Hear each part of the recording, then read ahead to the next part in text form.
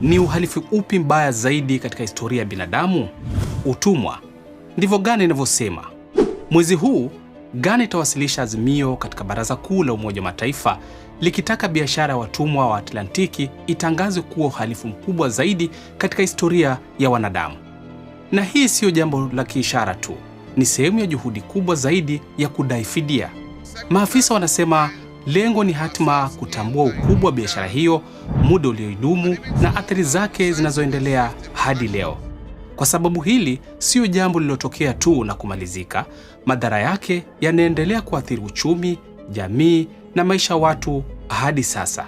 Tunazungumzia zaidi ya Waafrika milioni 12 waliochukuliwa kwa nguvu kutoka majumbani mwao.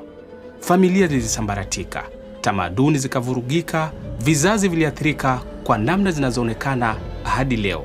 Ghana haiko peke yake. Nchi kadhaa za Afrika na Karibia tayari zinaunga mkono hatua hii. Lakini si kila mtu anakubaliana.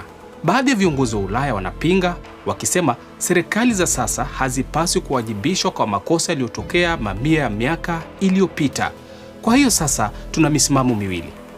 Upande mmoja unasema huwezi kusonga mbele bila kukubali na kurekebisha yaliyopita, ila upande mwingine unasema yaliyopita si ndwele. Iwapo azimio hili litapitishwa, linaweza kufungua milango ya mambo ambayo dunia haijawahi kuona. Si fidia ya fedha tu, bali pia maombi rasmi ya msamaha, mabadiliko ya sera na huenda kurejeshwa kwa baadhi ya turathi za kitamaduni.